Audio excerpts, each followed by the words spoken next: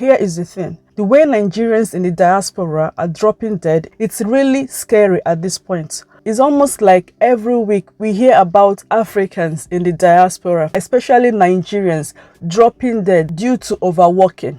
Most of these Nigerians that are dying at work are from this recent set of people that newly jackpot. I mean like people that have jackpot in the last 3 years. For the purpose of this video, I'll be using the UK as reference. The heartbreaking part of this issue is that most of these people that newly jackpot 3 years ago, they are well off in Nigeria. When I mean well off, I mean they are doing well in terms of business and career. I say this because I know some of these people on a personal level. Some of them are the ones I get to talk to during consultation, and they tell me about their experiences and their stories. And the story is always the same. They've sold everything. Some of them have got businesses here in Nigeria. Some of them have got good paying jobs here in Nigeria. But they decided to go for greener pastures abroad, which is not a bad idea in itself. But the problem now is people not doing their due diligence, people not doing research. Because when they meet these agents, most of them go through agents, which is a topic for another day. They get told that they will find good jobs and they will get the money in less than 6 months or maximum 1 year. And they run with this advice from the agents. And when they get there, the shock is so overwhelming. And unfortunately, some of them are dying due to overworking. Don't get me wrong, there's no job, there's no work or even business that is easy. There's nothing you will do to make money that is easy. But there are some jobs or some businesses that will suck out the day life out of you.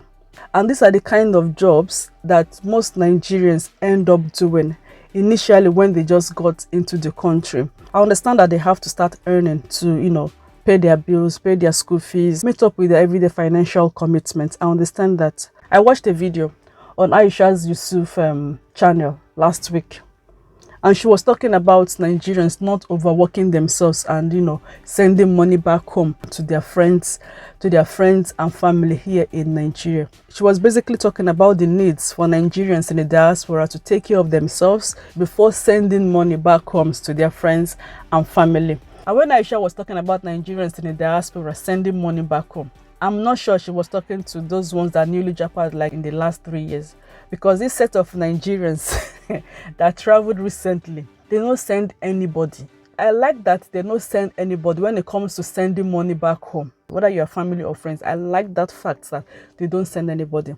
But the point here is people spend as much as 30 million naira to get themselves and their family out of Nigeria to the UK. So the money they spend in this venture, they need to get it. In order to get this money back, they subject themselves to different torturous jobs. And with this kind of work, they do it full time and even with loads of overtime, meaning they don't even have time to do anything.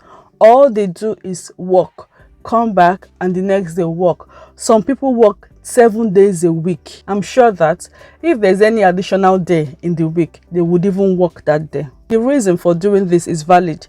They need money to pay their bills. They need money to pay their school fees for those of them that came in with student visa. They need money to take care of their families for those of them that went with their families, and most of them actually went with their wives and children. It becomes so challenging for the man and the woman in the family because they have to work. For those ones that went with student visas, they can only do limited hours. So the dependents now will have to be the one to do the bulk of the working.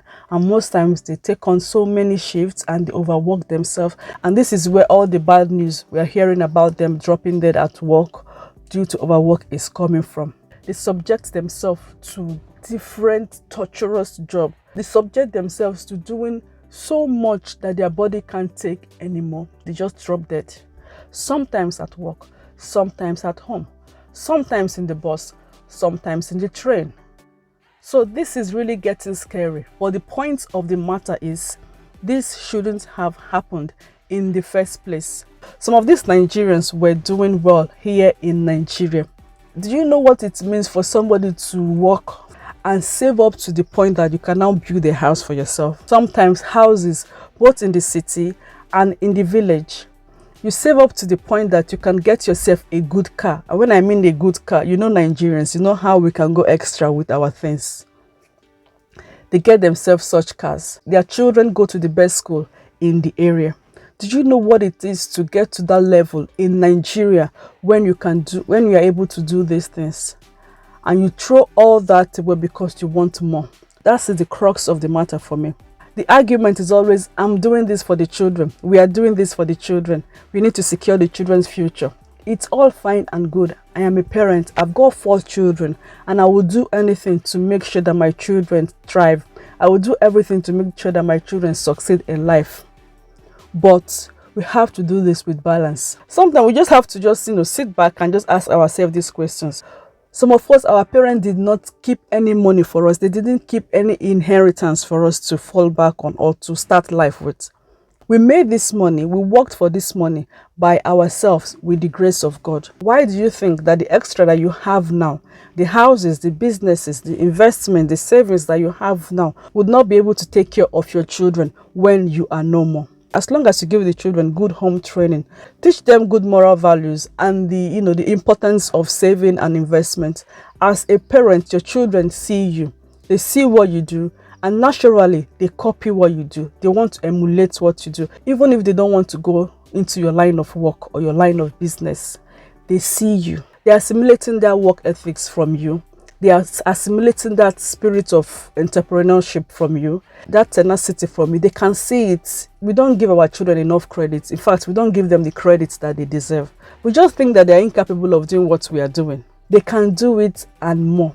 As long as you've done your bit as a parent, just leave the rest. The issue here is that we overthink things. We want to do our part and we want to do the part of God, if that makes sense. I'm talking as a Christian now. Even if you're a Muslim or you practice other religion, the core of the matter is general, like it is universal. It is like the general law of nature or the general law that everybody knows. Everybody knows stealing is bad, even if you're a Christian or a Muslim or you practice other religion. So yeah, that's where I'm coming from with this. We want to make sure that our children don't suffer the way we did. They are not going to suffer the way you did because things have changed. Things have changed. The way people make money now is different from how we made money 5, 10, 15, 20, 30 years ago. Things are changing. Technology is evolving. Now we talk about online business. Now we talk about digital marketing. Now we talk about cryptocurrency. Now we talk about investing. Now we talk about investment in different ways. So things are changing. These children will be okay. And we even hear stories of people, doing all this for their children, taking their children from Nigeria to the diaspora. And when they get there, the story changes. Due to peer pressure, they succumb to so many things that has become their vices, which is ruining families. It's not ruining the dynamics of the family. At the end of the day, you make the money, but you lose your children, sometimes to the states. I can go on and on about this issue. We need to just sit down and not just follow the crowd. We need to sit down and do things, make decision that is best for you, and not do these things because others are doing it. Don't say, okay, I want to go to the UK now because my friend is gone. I want to go to the UK now because my neighbor is going, or because that is what everybody is doing. So yeah, we need to think this through before, putting ourselves into unnecessary stress. Anyway, I will stop for now. I hope you found this video useful. I would like to know your take on this issue. Do leave your comments. I like reading them. And yeah, I will see you again in my next video. Bye bye.